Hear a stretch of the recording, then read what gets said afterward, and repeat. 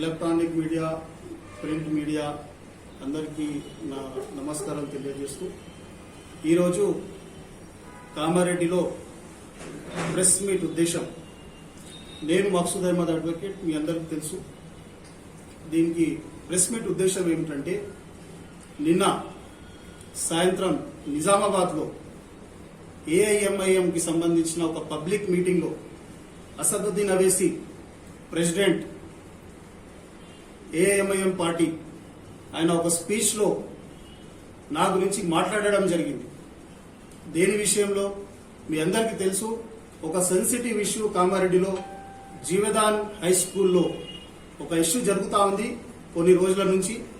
ఆ విషయంలో అసదుద్దీన్ అవైసీ నా గురించి మాట్లాడారు. ఒక 2 నిమిషాలు నేను ఈ ఇష్యూ గురించి చెప్పదలుచుకున్నాను మీకు.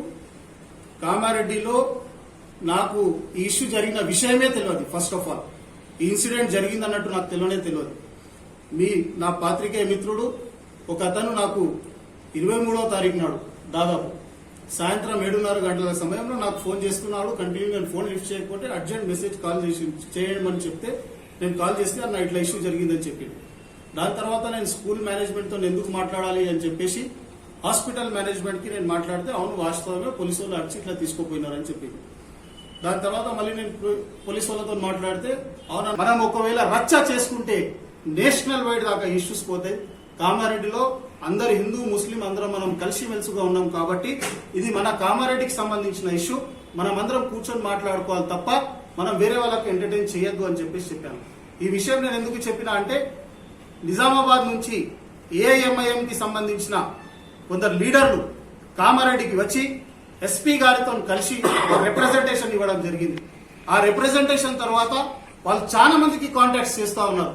కామారెడ్డిలో మేము వస్తాం, మేము ధర్నా చేస్తాం, మేము అది చేస్తాం, మేము ఇది చేస్తాం, జీవదాన్ స్కూల్ కి రక్ష చేస్తాం, అద్దాలు పలగొడదాం, పోలీసు ఏం చేస్తారు అని చెప్పేసి ఆవేశం ఒక కోపంలో తీసుకొచ్చి ఏదో ఉద్రిక్త చేస్తా అన్నట్టు నాకు ఆ వాతావరణం కనిపించగానే నేను కామారెడ్డిలో వచ్చి కూర్చున్నా. నేను ఫ్రైడే రోజు మస్జిద్లో కూర్చొని చెప్పిన ప్రతి ఒక్కరికి కూడా, ఏ ఒక్కరు కూడా ఎంఐఎంకి ఇక్కడ ఎంటర్టైన్ చేయకూడదు, ఎంఐఎం సంబంధం లేదు. కామారెడ్డిలో నేను ఇక్కడ ఒక అడ్వకేట్ గా ఉన్నా, మీ బెయిల్ పిటిషన్స్ చేయడానికి నేను సిద్ధంగా ఉన్నా. మీకు ఎంఐఎంకి ఇవ్వాల్సిన అవసరం లేదు. మీకు ఇవ్వాలనుకుంటే నాకు ఇవ్వండి, లేకపోతే చాలా మంది 100 మంది అడ్వకేట్స్ కామారెడ్డిలో చాలా మంచి అడ్వకేట్స్ ఉన్నారు. మీరు ఎవరి దగ్గరకైనా వెళ్ళండి, మీ బాధలు చెప్పుకోండి, చెప్పుకున్న తర్వాత బెయిల్ పిటిషన్స్ వేసుకోండి అని స్పష్టంగా చెప్పిన వాళ్ళం. కార్యకర్తలకు, ఎంఐఎం లీడర్స్లకు, ఎంఐఎం కి సంబంధించిన అడ్వకేట్స్ కి మాత్రం ఎవరైనా బెయిల్ పిటిషన్స్ ఇస్తే ఖచ్చితంగా దాని పరిణామాలు వేరే ఉంటాయని చెప్పేసి నేను హెచ్చరించడం జరిగింది. ఆ తర్వాత ఎంఐఎం లీడర్స్ ఇక్కడ ఫోన్ చేస్తూ చాలా మందికి బెదిరించడం కూడా జరిగింది. అయితే వాళ్ళ దగ్గర ఒక 6 అక్యూజ్లు ఏఐఎంఐఎం కి సంబంధించిన అడ్వకేట్ దగ్గర సంతకాలు పెట్టిన వాళ్ళు వాళ్ళ పేరెంట్స్ నా ఆఫీస్కి వచ్చి దండం పెట్టి, అన్న మీరే మాకు బెయిల్ పిటిషన్ వేయాలి, మీరే మా పిల్లలకు బయటికి తీసుకురావాలని చెప్పేసి నా దగ్గర సంతకాలు పెట్టడం జరిగింది. మా టీంకి నేను ఇక్కడ ఇచ్చేసిన బెయిల్ పిటిషన్స్ ప్రిపేర్ చేస్తున్నారు, వాళ్ళు బెయిల్ పిటిషన్స్ కూడా వేసేస్తున్నారు. ఆ టెన్షన్స్ లో ఏఎంఐఎం వాళ్ళు చాలా కామారెడ్డికి వెళ్తే అసలు మనది ఏం సాగుతలేదనే ఒక ఆలోచనలో వాళ్ళు వచ్చేసారు. అయితే అసదుద్దీన్ అవైసీ గారు నిన్న పబ్లిక్ మీటింగ్ లో నాకు ఛాలెంజ్ చేస్తున్నారు, నాకు అడుగుతా ఉన్నారు 30 లక్షల రూపాయలు నేను కామారెడ్డి జీవదాన్ హాస్పిటల్, జీవదాన్ స్కూల్ నుంచి తీసుకున్నా అని చెప్పేసి నేను ఈ ప్రెస్ మీట్ ద్వారా అసదుద్దీన్ గారికి నేను ఛాలెంజ్ చేస్తున్నా. మీరు ఒక పార్టీకి అధ్యక్షులు వహిస్తున్నారు, మీరు ఒక పార్టీకి అధ్యక్షుడు, నువ్వు నేషనల్ లీడర్వి, నువ్వు బాధ్యత గల మనిషివి అని చెప్పేసి నేను అనుకున్నా. కానీ ఇంత చిల్లరగా ఒక స్టేజ్ మీద నువ్వు నా పేరు మీదకి వెళ్ళి నువ్వు చెప్తా ఉన్నావు. చాలా బాధాకరమైన విషయం ఇది. నువ్వు ఎంత చెప్పుకున్నా నువ్వు రాజకీయంగా ఈ ఇష్యూని చూసినావు తప్ప ఒక నువ్వు ఇష్టం వచ్చినట్టు ఇట్లా మాట్లాడతారని నేను ఏనాడు కూడా నేను ఊహించలేదు. సరే, నువ్వు నాకు మాట్లాడినంత మాత్రాన నాకు ఫరక్ పడేది లేదు. నా క్యారెక్టర్ ఏందో, నా డిసిప్లిన్ ఏందో, నేను చేస్తున్నట్టు సేవా కార్యక్రమం కామారెడ్డి ప్రజలకు తెలుసు. నువ్వు చెప్పినప్పటి నుంచి కంటిన్యూస్ గా నాకు ఫోన్, రాత్రి నువ్వు 9:30-10 గంటల నుంచి నాకు కాల్స్ స్టార్ట్ అయితే ప్రొద్దున 4 గంటల వరకు కూడా నాకు కాంటాక్ట్స్ ఉన్నాయి, కాల్స్ చేస్తా ఉన్నారు జనాలు. మళ్ళీ ప్రొద్దున 7 గంటల నుంచి ఇప్పటి వరకు కూడా నాకు కంటిన్యూ కాల్స్, ఒక్క నిమిషం కూడా నేను ఆగలేకపోయినా. ప్రతి ఒక్కరితో మాట్లాడినా, కామారెడ్డి వాసీలు హిందువులు కానీ, ముస్లింస్ కానీ, క్రిస్టియన్స్ కానీ ప్రతి ఒక్కరు నాతో కాంటాక్ట్ చేస్తున్నారు, ప్రతి ఒక్కరు నాతో మాట్లాడుతున్నారు. అన్న లేదన్నా మనం అందరం కలిసి దారస్థలం పోదామంటే కూడా నేను నడవడానికి సిద్ధం. కానీ ఆయన నా మీద చేసినటువంటి ఆరోపణ ఆయన రుజువు చేసుకోవాలి, ప్రూఫ్ చేసుకోవాలి. లేదా నాకు ఆయన మనిషి తప్పు చేసేటోడో మనిషి దేవుడు అయితే కాదు కదా. ఆయన రాజకీయంగా చెప్పుకుంటే ఆయనకు అంకితమైన దేవుడి దగ్గర జవాబు ఇచ్చుకుంటాడు. కాదు న్యాయంగా చెప్పింది అనుకుంటే నేను ఆయన కాల్ ఎక్స్పెక్ట్ చేస్తున్నా. సరే మనిషే తప్పు చేస్తాడు, పెద్దోడైనా చిన్నోడికి క్షమాపణ చెప్తాడు ఏమో, ఇంకా చిన్నోడు కాదు, దేవుడు ఆయనకు ఇంకా పెద్ద హోదాలు ఇస్తాడు. పొలిటిక్స్ చేయొద్దు, మాట్లాడద్దు అని చెప్పేసి నేను స్పష్టంగా చెప్పడం జరిగింది.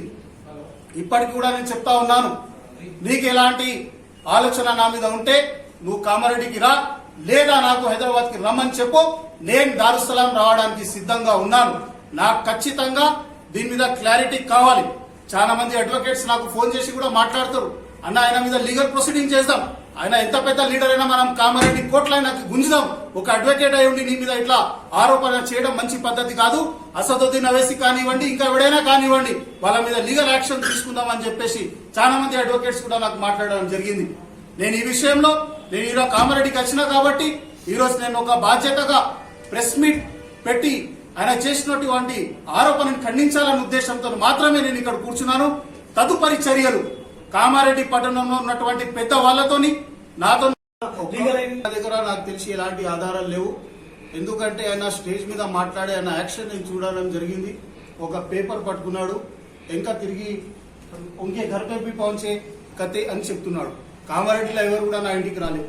కామారెడ్డి చాలా మంచి వాతావరణంలో ఉంది, ఎవరు కూడా ఆ రోజు నా ఇంటికి రాలేరు, ఎవరు కూడా నాకు దానికి సంబంధించి ఎలాంటి దూర మెసేజెస్ కూడా నాకు చేయలేరు. ఆయన దగ్గర ఎలాంటి ఎవిడెన్స్ లేదు. ఎవిడెన్స్ ఎట్లా ఉంటుంది, ఏమైనా ఉంటే ఎవిడెన్స్ ఉంటుంది, ఏం లేని ఆయన దగ్గర ఎలా ఎవిడెన్స్ ఉంటుంది. వాస్తవంగా జీవదాన్ హాస్పిటల్ నుంచి జీవదాన్ స్కూల్ నాకు చాలా మంచి సంబంధాలు ఉన్నాయి. ఒక జీవదాన్ స్కూల్ ఒక హాస్పిటలే కాదు, నాకు కామారెడ్డిలో ఉన్నటువంటి చాలా హాస్పిటల్స్, చాలా స్కూల్స్, నేను ఒక స్టూడెంట్ ఆర్గనైజేషన్స్ వచ్చిన